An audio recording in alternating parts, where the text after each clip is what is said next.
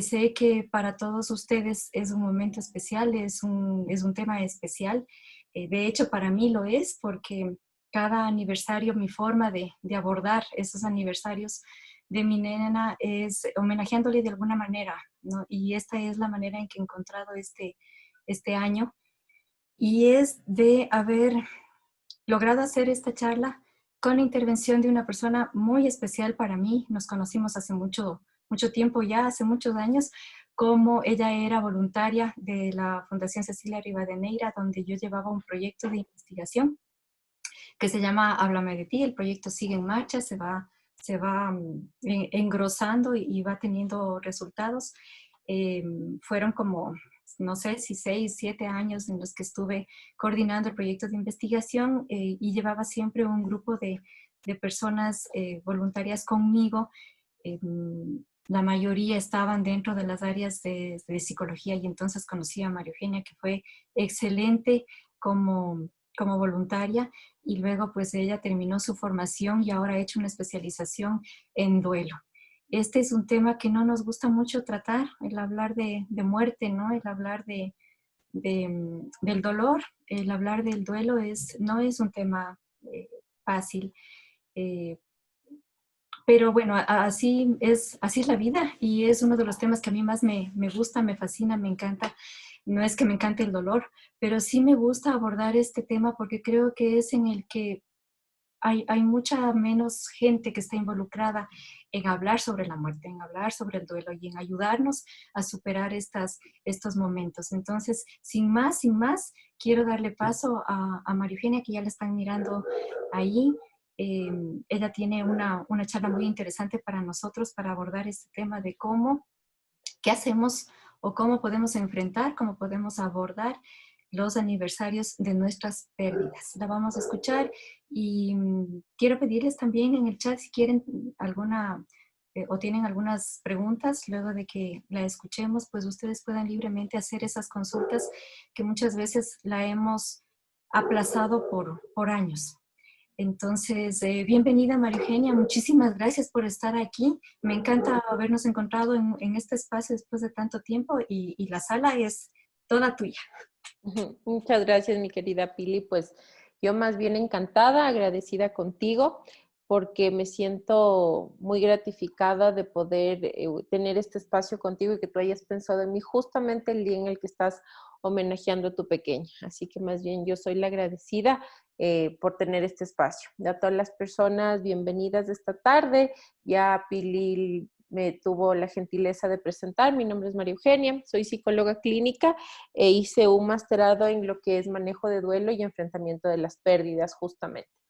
Y el día de hoy vamos a abordar de forma muy puntual todo este tema de lo que son los aniversarios y las pérdidas y por qué los aniversarios son tan importantes. Y voy a partir desde la idea de que reconocer la vivencia de lo que es un duelo no es solamente cuando una persona fallece, sino duelo son todas y cada una de las pérdidas por las cuales los seres humanos atravesamos, un divorcio, una pérdida de trabajo, una pérdida de un domicilio, el cambio de un país. Todas las pérdidas llevan de por sí la vivencia de un proceso de duelo. Pero específicamente hoy vamos a hablar de este duelo y de las pérdidas y los aniversarios ante el fallecimiento de un ser querido y por qué estos aniversarios son tan importantes y que van también muy de la mano con lo que son las celebraciones de fechas especiales. En lo que es la vivencia de los procesos de duelo, debemos saber que la vivencia del primer año, por así decirlo, es la etapa tal vez más compleja de la vivencia de este proceso de duelo. No digo que el segundo o el tercer año no es complejo, pero ¿por qué es tan difícil? Porque significa que vamos a vivir por primera vez todo sin neceser. Que la primera Navidad, el Año Nuevo, dependiendo si era un niño, pues el Día del Niño, los cumpleaños, las vacaciones. Entonces, este ciclo de vivir por primera vez todo lleva connotación súper importante porque va a reconocer la falta por un lado y por otro lado también empezamos a reconocer esto que nosotros le llamamos en nuestro país, por ejemplo, el aniversario de cada mes. Estamos al pendiente estamos al pendiente de lo que significa la realidad y el espacio que se va cumpliendo un mes más, hasta llegar al cumplimiento del primer año. El primer año ese primer aniversario posiblemente es muy difícil. Y yo creo que una de las primeras cosas que quisiera que todos se queden esta tarde, porque tengo la oportunidad de actualmente trabajar en una funeraria y hacer la vivencia de los rituales. Pili, te molesto si me ayudas silenciando los micrófonos de todos, por favor. Ya, chévere. Entonces, en la medida en la que, como les comentaba, se van dando todas estas circunstancias, vamos a ir rompiendo también algunos mitos o algunas creencias. La gente tiene la idea de que es importante evitar hablar del tema de la llegada de este aniversario o de evitar hablar del tema de la persona fallecida porque, entre comillas, eso nos va a causar dolor. Y eso es algo que hay que romper, porque mientras más reprimimos el dolor, es como que se va guardando, se va friccionando toda esta situación de dolor y en el tiempo se va tornando cada vez más complejo. Es preferible que nos demos la oportunidad de poner en palabras en estas fechas especiales nuestras emociones, nuestra forma de sentir, de recordar, entendiendo que llorar no es algo malo, porque yo creo que eso es una de las primeras cuestiones que la gente, cuando tenemos los rituales o cuando tenemos la vivencia de los aniversarios, nos dice: ya no llores, porque si tú lloras no le vas a dejar descansar, si tú lloras no vas a poder continuar, te vas a enfermar. Entonces comienza a haber toda una presión social de no darnos la tranquilidad de cómo quisiéramos también vivir ese día, porque las pérdidas o los aniversarios de las pérdidas tienen un antes, un durante y un después. Un antes, porque nosotros ya estamos pensando que se va a avecinar esa fecha y es medio inevitable no pensar y recordar en todo lo que se vivió antes de llegar a esa fecha. Por ejemplo, cuando es el aniversario del primero, del segundo, del tercer año, uno está como muy en recuerdo de lo que sucedió. Le llevé al hospital, o estuvimos en la casa, o esto fue lo último que me dijo. Entonces, este antes ya nos puede implicar tal vez un decaimiento emocional después del durante, cuando llegue el día. Y ahí es donde es tan importante por qué hacer en los aniversarios lo que yo les llamo rituales. Psíquicamente, el ritual ayuda en poner en palabras aquellas cosas que nos es tan difícil a veces articularlas en la vida diaria. Entonces, yo les voy a plantear algunas ideas de rituales, algunas propuestas, y obviamente cada uno se siente y puede sentirse en la libertad de vivir este ritual desde su lugar y a su manera.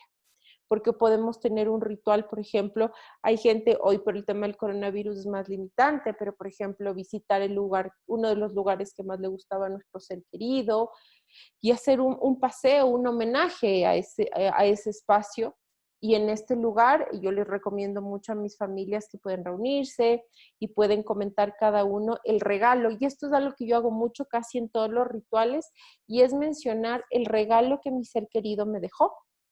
Porque yo creo que aunque ellos ahora ya no están con nosotros de forma física, emocionalmente siempre van a estar con nosotros. Y esto me hace acuerdo mucho, y no sé si ustedes lo han escuchado, pero en la India ellos no dicen mi papito, mi hijo falleció, ellos dicen dejó su cuerpo, como este acto de que las personas pueden trascender en la parte emocional de todos nosotros. Porque la persona, y eso es algo que debemos estar consciente, las personas trascienden en el tiempo y en nosotros únicamente por la presencia y la existencia del recuerdo. Imaginémonos que el recuerdo no existiera. Yo a veces esto converso con muchas de mis familias porque ellas a veces sienten que el dolor es tan grande del dolor y de la pérdida que muchas veces ellos me dicen: Virginia, ¿cómo quisiera sacarme este dolor? Y yo les digo: ¿qué pasaría si yo tuviese la oportunidad de borrar sus recuerdos? Y que eso signifique que al borrar estos recuerdos ustedes ya no van a sentir este profundo dolor. Y obviamente todos me responden que no, porque borrar los recuerdos significaría que nuestros seres queridos dejarían de existir en nosotros. Porque Pili sabe de su pequeña porque la recuerda y la trasciende a lo largo del tiempo. Si ella no hiciera estos rituales, porque lo que estamos haciendo ahorita es un ritual en el homenaje de la pequeña de Pilar. Eso es lo que estamos haciendo a través de esto, porque este espacio no existiera si Pilar no se hubiese dado la oportunidad de generar estos rituales en honor a ella. porque ella lo hace cada año como una forma de, sí, ella físicamente ya no está con ella, pero ella busca estos espacios para darle vida a través de su recuerdo en estos espacios. Y miren que hoy aparentemente en esta intervención estamos 10 personas y es una forma de dar vida a 10 personas a través de la vida de la pequeña de Pilar. Entonces, los rituales debemos entender que los rituales no están mal, porque hay gente que a veces me ha dicho, Marifina, pero ¿para qué vamos a hacer estos rituales? Esto es poner como el dedo en la llaga. Como para qué voy a poner el dedo en la llaga si voy a sufrir y voy a ponerme a llorar. Y aquí hay que entender algo, llorar no es malo. Llorar es parte de nosotros y es tan natural como reír, es tan natural como enojarme, es tan natural como sentir alegría. Lo importante es cómo yo voy a canalizar y expresar estas emociones, cómo yo voy a expresar. Lo que hace Pilar y lo que cada uno de nosotros, o lo que yo busco hacer con mis familias a través de estos rituales, es dar un homenaje de vida. Yo les llamo rituales u homenajes de vida. Porque cada que nosotros hacemos este tipo de rituales en honor a los aniversarios de recordación de la ausencia de ese ser, es generar un espacio para nosotros poder expresar toda esta emocionalidad que sentimos y que vivimos. Entonces, puntualmente, podemos visitar el lugar que más le gustaba a nuestro ser querido.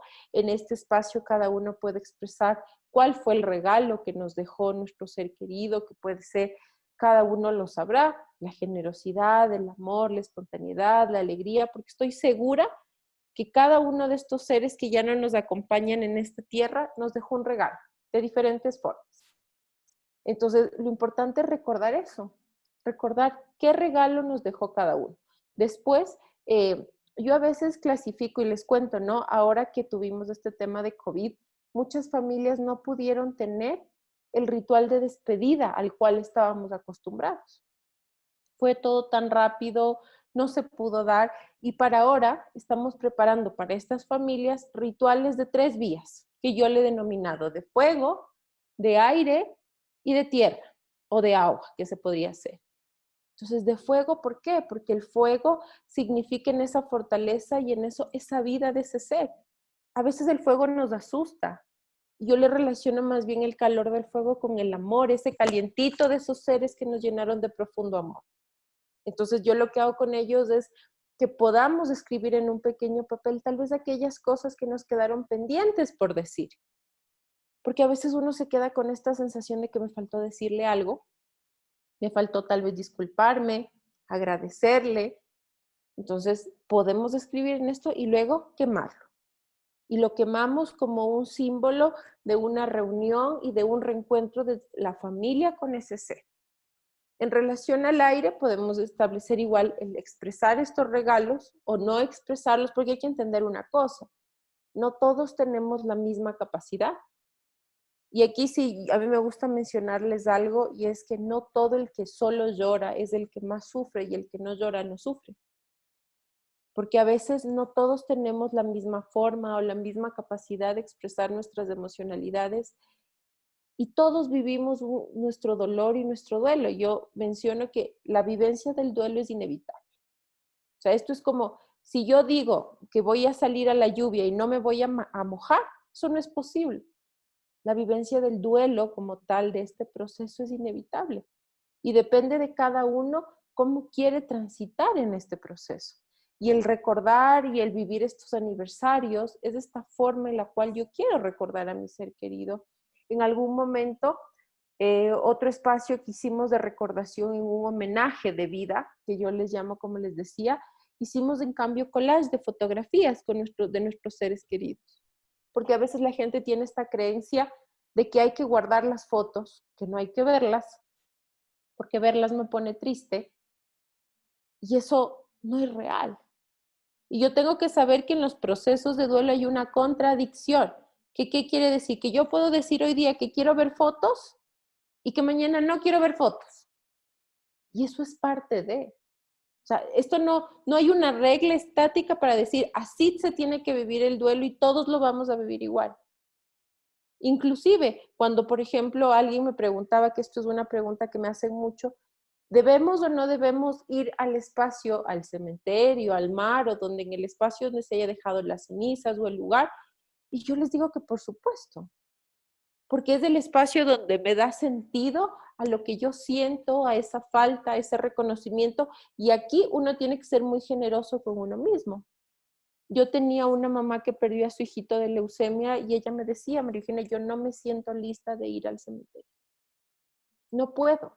Y mi esposo dice que yo no le he querido a mi hijo porque él va todos los fines de semana y yo no quiero, no puedo todavía ver el nombre de mi pequeño en esa lápida. Y eso no significaba que el que no vaya no le amaba. Entonces, por eso es que yo les empecé diciendo en esta noche que hay que romper un montón de mitos y creencias en torno a esto, porque no son reales. Y todo este bagaje de información a nivel social influye a veces de forma negativa sobre cómo vivimos estos rituales. Cuando yo quise hacer este ritual, este homenaje de vida con esta familia que les comento de las fotografías, la abuelita vino un día donde a mí me dijo, doctora, ¿por qué usted les quiere causar más dolor a mis hijos? Que era una pareja, o sea, su hija había perdido a su nieta. Y me decía, ¿por qué? ¿Por qué quieren tener estos rituales? ¿Por qué quieren hacer esto para tener más dolor? Y yo le decía, creo que a usted es a la que más dolor le causa. Y tal vez en su momento, si usted no quiere participar, está bien. Porque los rituales también tienen que ser muy voluntarios. No, y no significa que si uno u otro no quiere participar, no les aman. Y eso es bien importante entender y debemos ser muy generosos en cómo las personas que están en nuestro entorno deciden vivir este proceso. Y si tal vez me dicen, y me decía esta señora, María Eugenia, es que a mí me duele mucho ver las fotos de mi nieta y saber que no estaba, porque esta nieta había fallecido porque la nena tenía una situación compleja de su corazón y ella les cuidaba porque tenía una hermanita. Y el momento en el que la nena falleció, la abuela estuvo ahí y ella se sentía culpable de no haber podido reaccionar para poder ayudarla. Entonces, claro, lo que yo le decía es que a ella lo que le costaba mucho era ver las fotografías y estar en el ritual por el sentimiento de culpa que ella llevaba. No era un tema con los demás. Entonces, por eso es que les digo que los rituales se tienen que manejar desde un lado muy generoso, respetando si están o no están dispuestos a participar en este espacio sin culpabilizar, sin juzgar el que quiera o el que no desea participar, porque eso pasa. Hay para quienes nos es más fácil enfrentar ver las fotos, luego después de un tiempo en cambio pasa al revés, ya quería ver fotos y ahora ya no quiero. Antes quería visitar el cementerio, ahora siento que ya no estoy lista porque me siento mucho más susceptible y vulnerable a esta pérdida. Otra forma de hacer un ritual, por ejemplo, en los aniversarios, no solamente del cumplimiento de un año más del fallecimiento, sino son los cumpleaños. Los cumpleaños de nuestros seres queridos, yo digo que son un día inolvidable porque el cumpleaños es un día que no se puede pensar en nadie más que no sea ese ser, porque no ha dejado de ser el día en el que ese ser nació y siempre lo vamos a recordar. Entonces, a veces yo les recomendaba, por ejemplo, podemos comprar un ponqué y ponerle una velita y todo soplar en nombre del recuerdo de ese ser. O lo que hacen, por ejemplo, en México. Yo creo que la vivencia de esta película de Coco nos permitió visualizar y poner en palabras este tema que Pilar decía, al hablar de la muerte es un tanto incómodo. Claro que es incómodo, porque nadie quiere hablar de algo que nos incomoda, que nos duele. Pero miren, ahora con este tema de la pandemia, la muerte se ha puesto sobre la mesa de todos nosotros todos los días. Porque todos los días las noticias hablan de fallecidos, de muerte, de pérdidas. Y yo lo que más he pensado es en el dolor de las familias por la ausencia de estos rituales. La otra vez una persona me dice, pero qué mejor así ya no van a sufrir. Y yo le decía, no, más bien van a sufrir mucho porque no tienen este espacio para cerrar esta despedida, este homenaje. Obviamente ahora que tenemos, y no sé si tal vez de las personas que están esta noche, si alguno de ustedes tuvo una pérdida, una forma es hacer rituales por esta vía también. Y les comento, ¿no? Ustedes pueden hacer, por ejemplo, si alguno de ustedes tiene una pérdida y se va a cumplir el aniversario del mes, de los 6 meses, del año, pueden hacerlo por esta vía.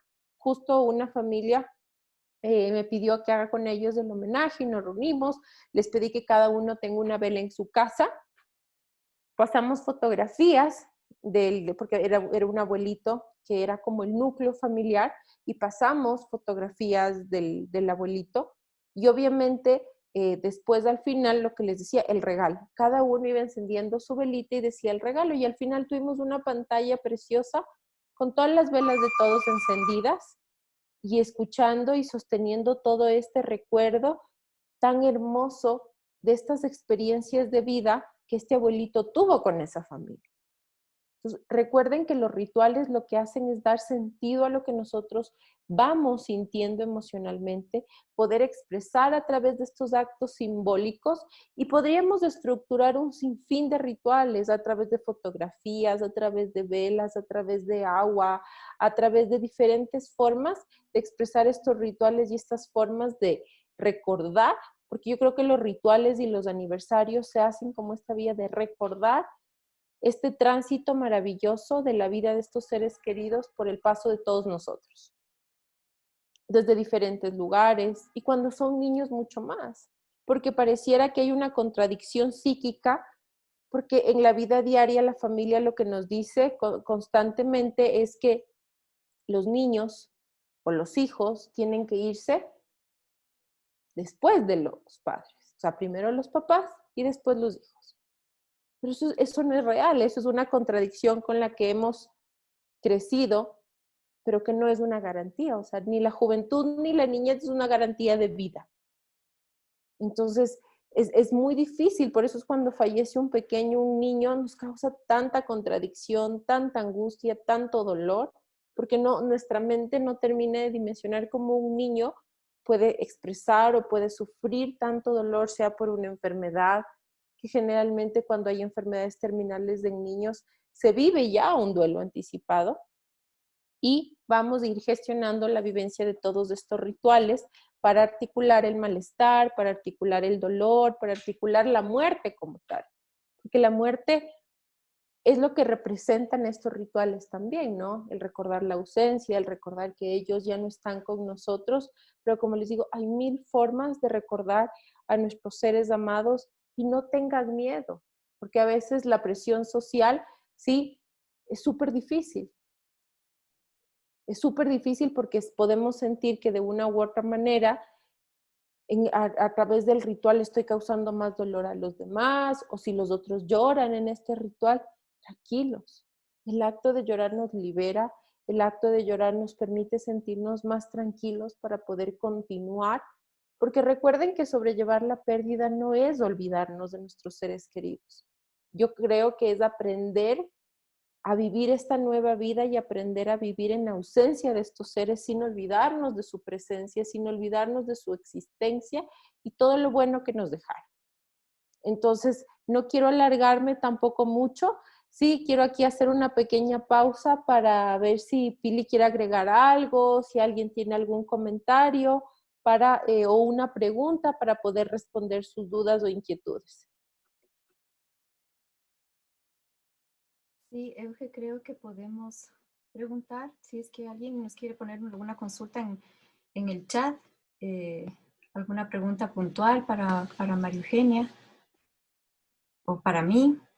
Y como acabo de leer un mensaje que Zoom nos regala unos minutos más, dijo que no tenemos 40 sino más. Entonces, si no hay consultas, si no hay preguntas, si no hay inquietudes, podemos seguir con la lectura que yo quería hacer para compartir con todas ustedes sobre esta historia maravillosa que se llama Un hueco. ¿Alguien que quiera hacernos una consulta, que quiera preguntar algo? ¿No? Entonces vamos a leer esta historia.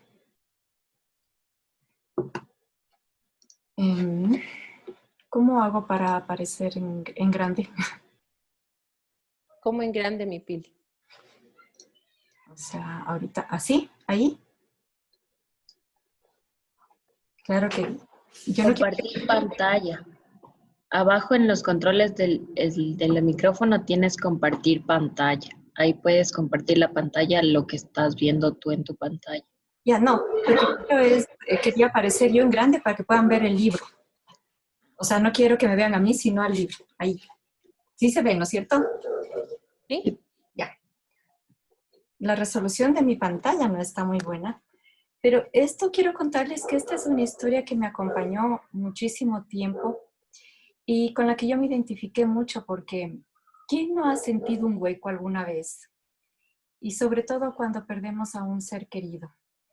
Yo creo que la sensación que más se parece a lo que uno siente es un hueco profundo. Y así se llama esta historia, justamente está escrita por Yael Frankel y está dedicada a la familia de su gran amiga que falleció. Un hueco. Se fue y en su partida se llevó algo mío.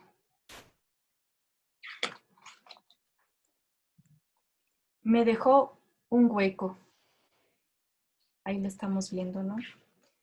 Traten de pensar en dónde ustedes sienten ese hueco, en qué parte de su cuerpo sienten ese hueco. Y ahora trato de llenarlo. Tratan de llenarlo con 1000 cosas. Pero sigue ahí. Sin importar lo que yo haga, ese hueco está siempre ahí. Incluso hay días en los que se adueña de mí. Es tan grande que siento que me ahogo o que ese hueco me ahoga. Y a otros también. Un hueco puede parecer un lugar desolador. Y sin embargo, cada día me doy una vuelta por ahí. Porque es un sitio cálido.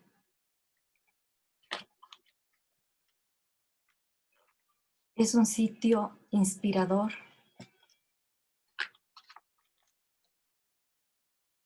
Es un sitio reparador. Y sobre todo, ese hueco es mi lugar seguro. Un sitio diferente a todos, a donde puedo regresar cada vez que yo quiera. Y es que hay huecos y huecos. Y creo que el mío me acompañará siempre. Porque sin ese hueco, ya no soy yo.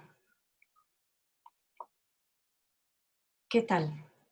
Espero que les haya gustado y no solo que se hayan identificado con la historia, ¿no es cierto? Yo sí lo hacía, en verdad sentía como este hueco, pero creo que la parte más bonita de esta historia es justamente eso, terminar amando este hueco, terminar queriendo, abrazando, como decía María Eugenia, abrazando mucho este hueco, porque si no lo tuviéramos, ya no seríamos quienes ahora somos.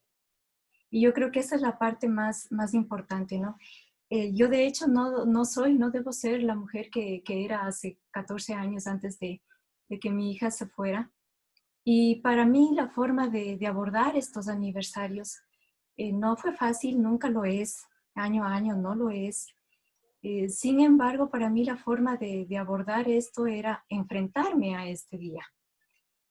Yo sé que muchas veces queremos saltarnos más bien de este día y queremos irnos en contra del universo incluso y del calendario y no vivir ese día. Pero bueno, un día dije yo, ya no puedo seguir huyendo a ese día y a ese momento, lo tengo que enfrentar. Enfrentar, ¿qué quiere decir? Hacerle frente a algo o alguna situación. Y mi manera de hacerlo fue encontrando a hacer un homenaje, ¿no? A su existencia, porque yo creo que todas las muertes, todas, de la manera que hayan ocurrido, no importa, si fueron por enfermedad, si fueron por un accidente, si a lo mejor incluso fue por decisión de la propia persona que ya no quiso estar aquí. No importa el objetivo, no importa cómo ocurrió la muerte. Creo que lo importante es que son muertes que hay que homenajear porque fueron muy importantes en nuestra vida, porque son parte de lo que ahora somos. Entonces, en esa búsqueda de homenajear, yo recuerdo, por ejemplo, mis homenajes y el primero fue sacar la ropa de mi nena, sus juguetes, irlos a donar en una fundación. Lo hacía siempre en el nombre de mi hija, el día que ella cumplía un año de haber perdido su batalla contra el cáncer. Y en el siguiente año, pues decía, ahora tengo que hacer otra cosa en nombre de ella. Entonces era, por ejemplo, hacer una visita en el hospital. Así comencé con las visitas en el hospital a la fundación. Y de ahí iban naciendo muchas otras cosas, ¿no?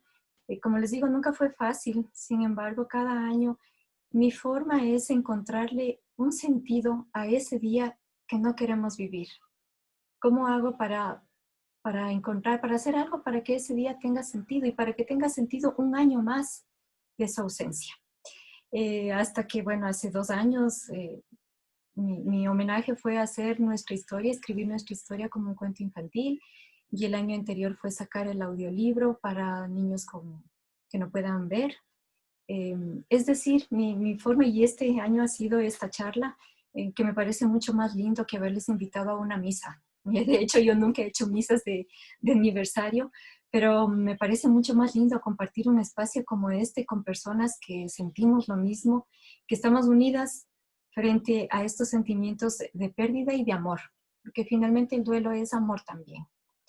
Entonces, no sé si es que alguien quiere aquí interrumpirnos, acotar algo, preguntar algo. Déjame pasar otra vez la pantalla a la vista de galería. A ver si puedo. Acá está el chat, si es que alguien nos quiere preguntar algo. Está el Pole por ahí diciéndome que un gusto verme igualmente. Gracias a todos.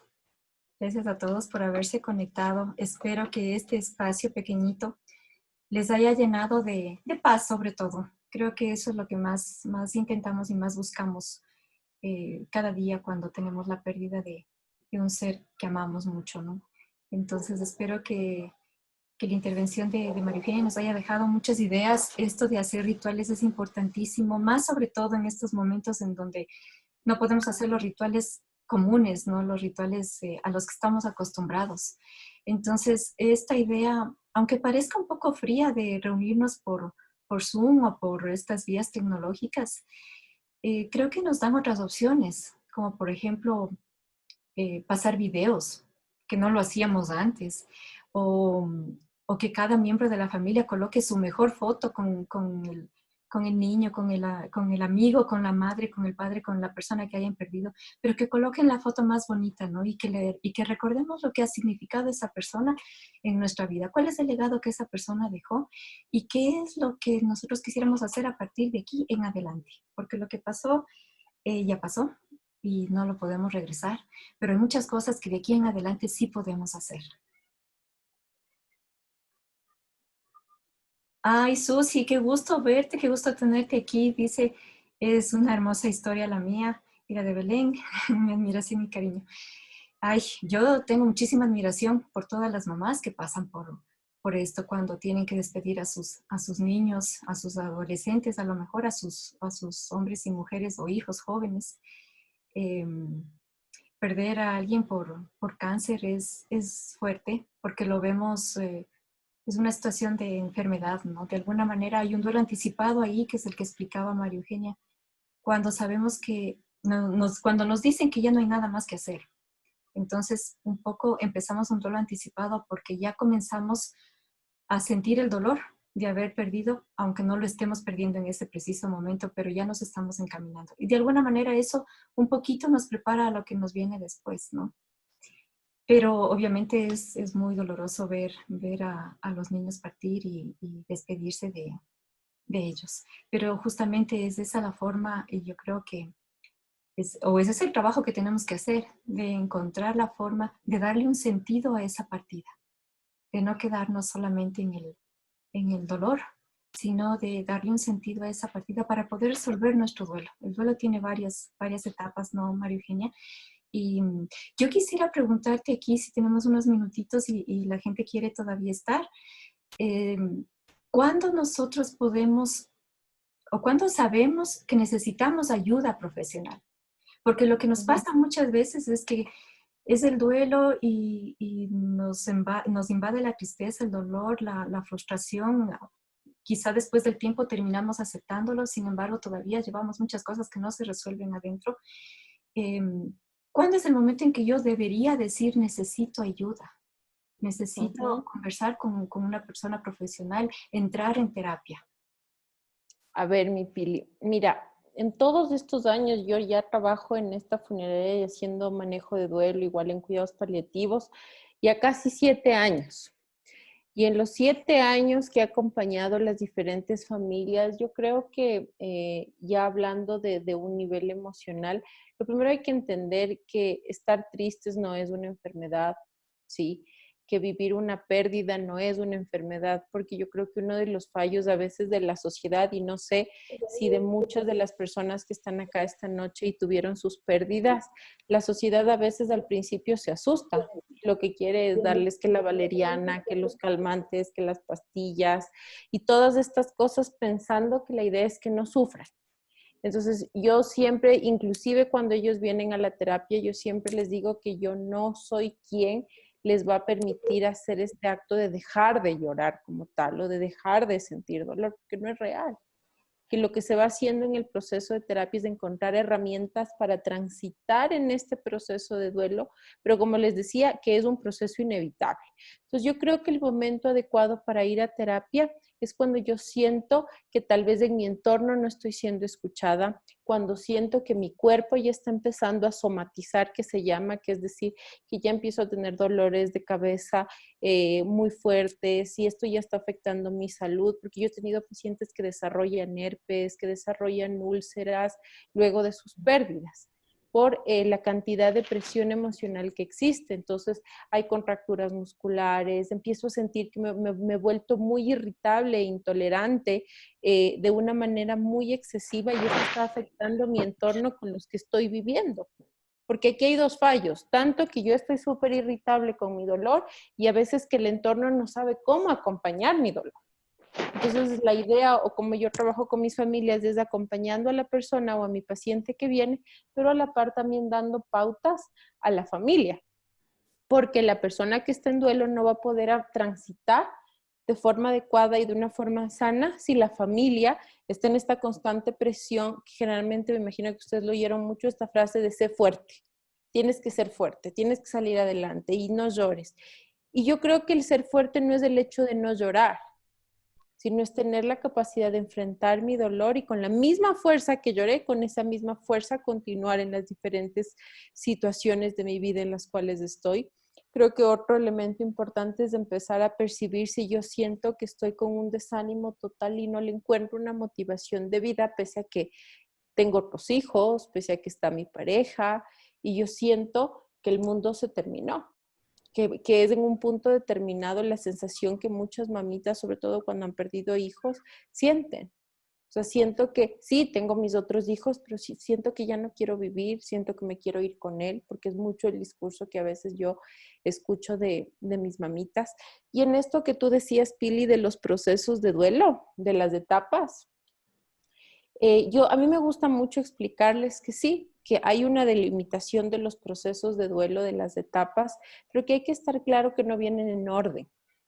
A veces pueden venir como juntas todas a la vez y a veces uno se siente enojado y se siente triste y se siente ansioso y se siente frustrado, como que todas a la vez. Esto no es un tema lineal. O sea, y eso es uno de los fallos más importantes, porque la gente piensa que si yo ya amanecí mejor, así voy a estar mejor todos los días. Y es todo lo contrario, porque hay días que yo estoy un poquito más animada en la mañana, no sin dolor, solo un poquito más animada, y luego de repente viene un recuerdo, una canción, un olor, un lugar, y me decaigo. Y voy lidiando como en una montaña rusa. Por eso a mí me gusta mucho, no sé si tú has escuchado en esto, Hay un autor que se llama William Worden, que habla mucho del tema del duelo, y él establece el duelo desde tareas, ¿sí? Y él habla desde las tareas que a mí se me hace como mucho más real, desde la vivencia que vive la gente. Porque a veces la gente me dice, verá, yo estoy en un proceso de duelo y me dijeron que las etapas son estas, pero no entiendo por qué. Si ya pasé por la negación, ahora otra vez siento que no quiero creer que mi hijo ya se fue. Entonces hay una contradicción también en todo esto. E inclusive en estas etapas de duelo, yo quiero que entiendan que a veces en la literatura, cuando nos dicen la palabra aceptar, que no le relacionen con la palabra resignación, porque a veces la gente nos piensa y nos dice, ya tienen que resignarse, ya tienen que resignarse. Y uno nunca se resigna a haber perdido un hijo. O sea, eso no es posible. O sea, sí, uno aprende a vivir con eso, pero uno jamás va a tener ese anhelo de que le hubiese gustado. Solo 2 minutos, Pile, que me sonó este teléfono.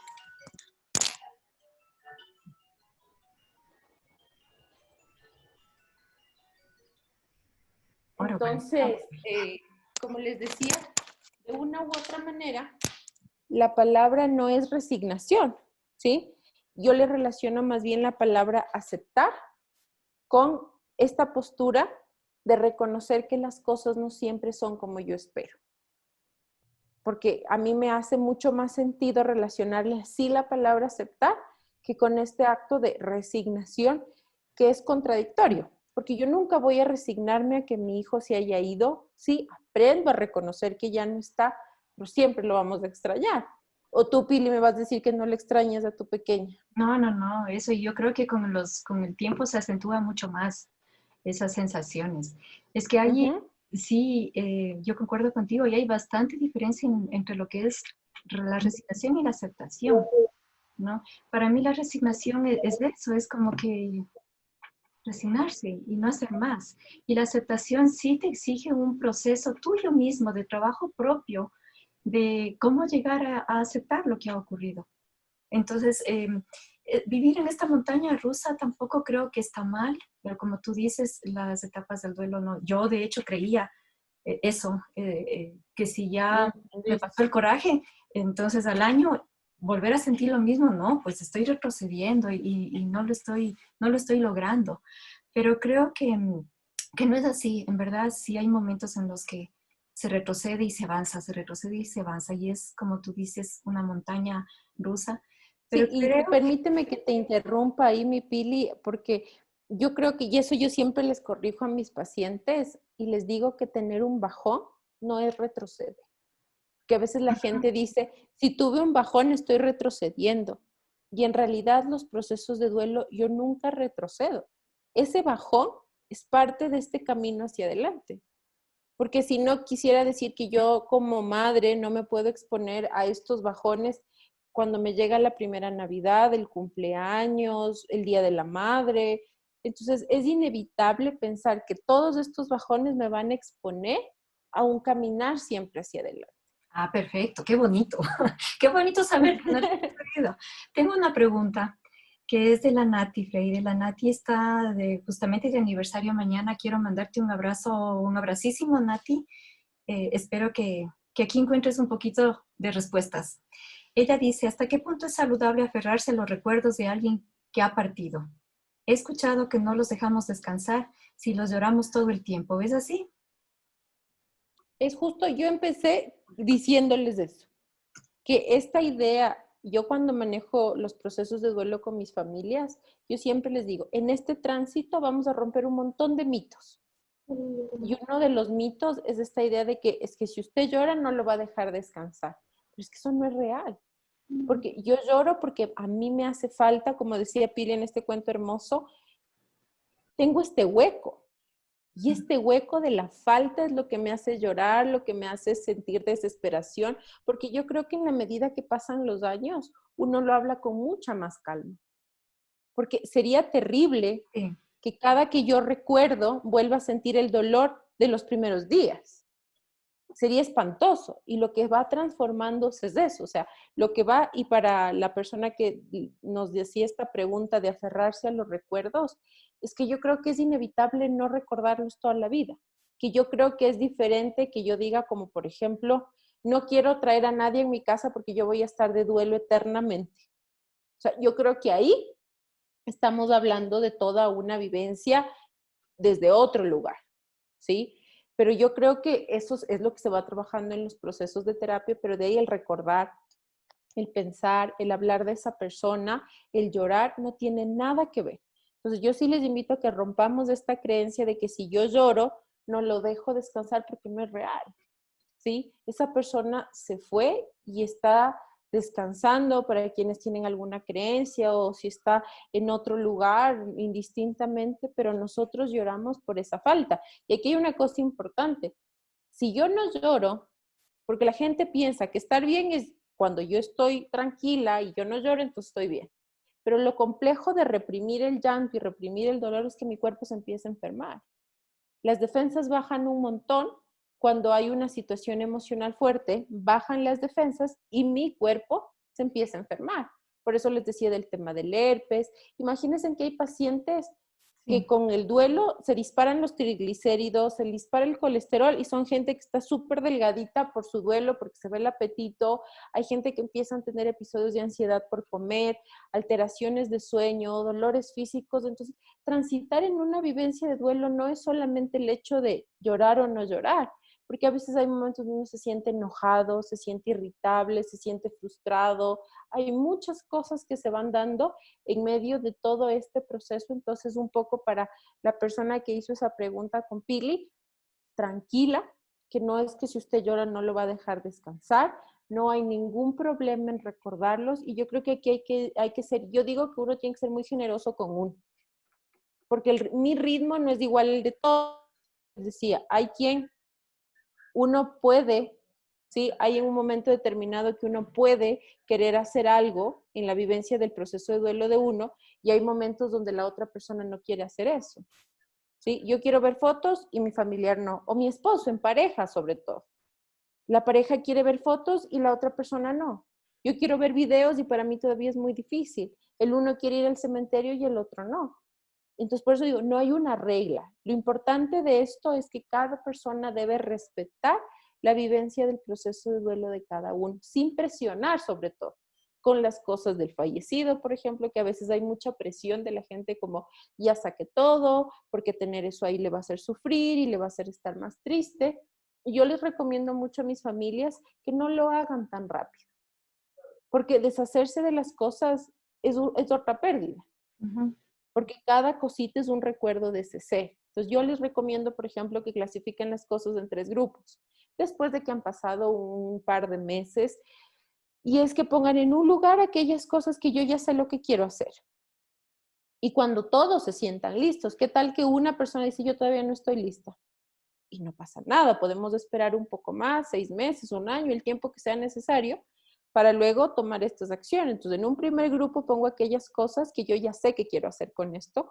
Lo quiero donar, quiero regalarlo a alguien de la familia. En un segundo grupo, aquello que yo quiero que se quede conmigo. Porque hay cosas que yo quiero quedarme de ese ser conmigo, una bufanda, un juguete, un libro, algo. Y en un tercer grupo, aquellas cosas que yo todavía no sé qué quiero hacer. Entonces, con esto yo siempre les encamino a las familias a que tiene que ser un proceso sin presión, porque la presión me aísla, porque hay tanta gente que cuando vive un proceso de duelo ya no quiere recibir llamadas, ya no quiere contestar, ya no quiere saber de nadie, porque empezamos a sentir la presión de la gente de ya apure, ya tiene que estar mejor. O esta frase que la gente dice es que en la medida que pase el tiempo usted va a estar mejor. Eso es una contradicción tremenda, porque en la medida que pasa el tiempo, más bien pareciera que el dolor se hace más fuerte, porque yo empiezo a reconocer que esto es una realidad que en verdad ya no va a cambiar. Y eso es lo que va haciendo que mi dolor a rato se perciba con más intensidad, con más fuerza. Entonces, eso es lo que le podría decir mi Pili a la pregunta que nos acababan de hacer. La última pregunta es mía también. Yo escucho mucho esto de resolver el duelo. Eso quiere decir que nos están poniendo más o menos una etapa de tiempo que es el prudente como para resolver ese duelo. O sea, ¿qué pasa cuando después de 15 años, de 20 años, yo sigo sintiendo? Porque una cosa que yo sí hablo mucho es del dolor y de la diferencia entre lo que es vivir con dolor y vivir en sufrimiento. que es distinto. Ujú. Yo creo que yo puedo vivir con dolor. Todos vamos a ser capaces de poder vivir con ese dolor, con el dolor de esa pérdida, pero no podemos vivir en sufrimiento, no podemos vivir sufriendo toda la vida, ¿no es cierto? Entonces, cuando dicen esta frase de resolver el duelo, quiere decir, ¿qué quiere decir? ¿Cuánto A tiempo? ver, Yo tengo yo, 15 años, por ejemplo, ujú, de haber despedido a mi nena. Tampoco hablo mucho de pérdida porque no me gusta la palabra. Prefiero decir cuando ella ya no está o la voy reemplazando. No sé si tampoco eso está bien o mal. Pero no me gusta mucho la palabra pérdida. ujú. Siento que no me conecto mucho con eso. Pero han No, y pasado eso está 14 años bien, o 15. y ¿Cómo eso hago está para no bien. sentir? ¿Sí? Porque, a ver, yo nunca, y mira, yo jamás con mis pacientes hablo o les digo cuando ellos vienen conmigo, o les digo, en este tiempo vamos a resolver su duelo. Jamás. Porque yo creo que lo que uno hace en el tránsito de la vivencia de este proceso de duelo, ¿sí? Uno es aprender a sobrellevar la pérdida y aprender a sobrellevar el dolor en mi día a día. Y yo creo que legítimamente la palabra resolver el duelo, desde mi criterio, está mal utilizada. Porque yo creo que el resolver el duelo no es posible, porque, o la gente a veces piensa que resolver el duelo es ya no sentir tristeza o ya no sentir nostalgia. Y eso, la única vía sería que ese ser vuelva, para yo dejar de sentir tristeza, para yo dejar de sentir nostalgia.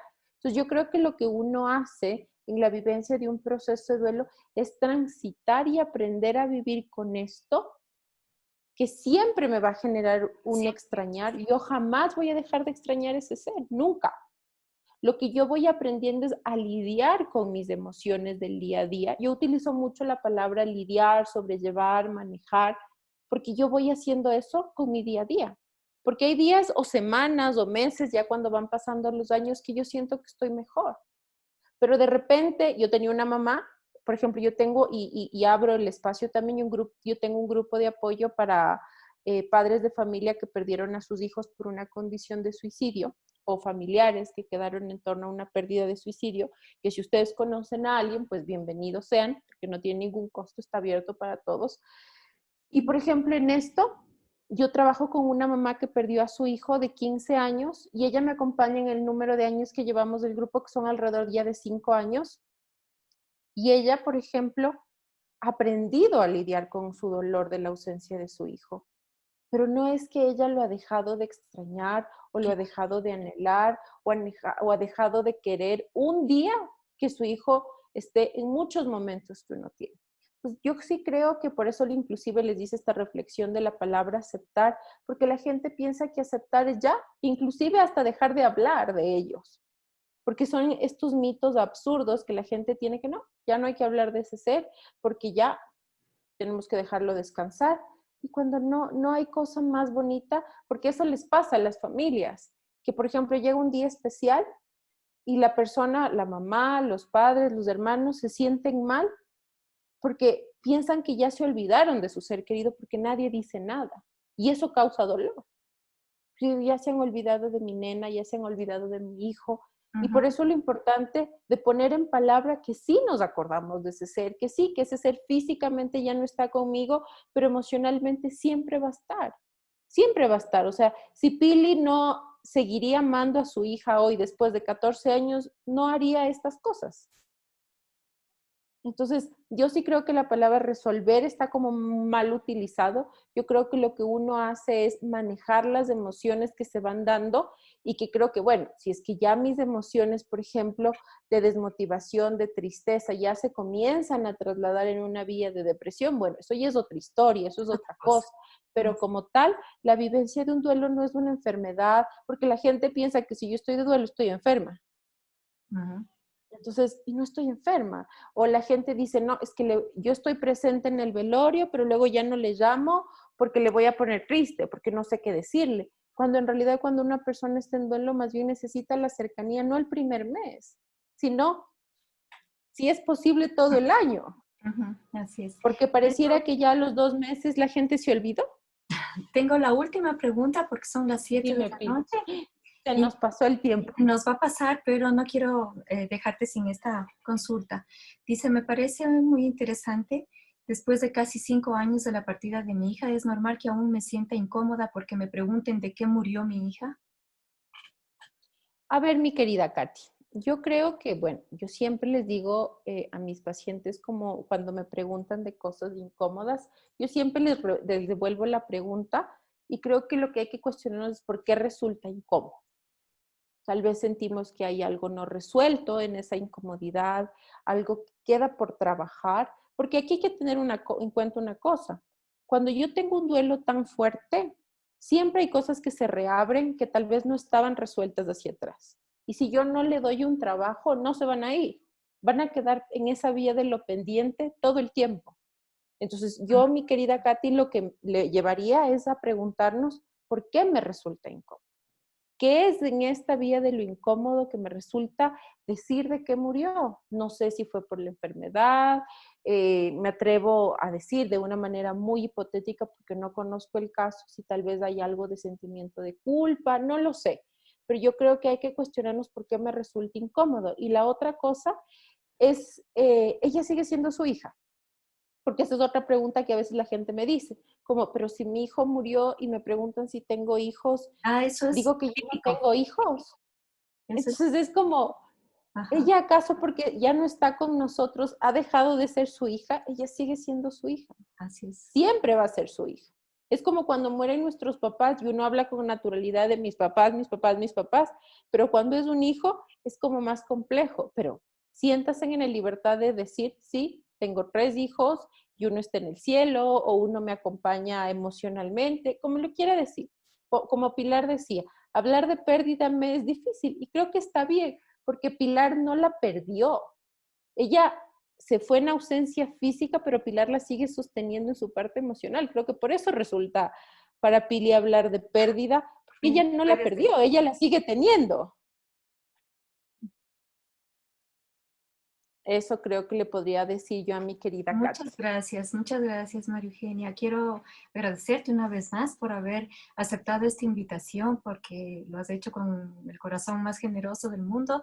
Y quiero poner a disposición sus servicios profesionales para quienes lo necesiten, lo requieran. Es maravillosa, María Eugenia.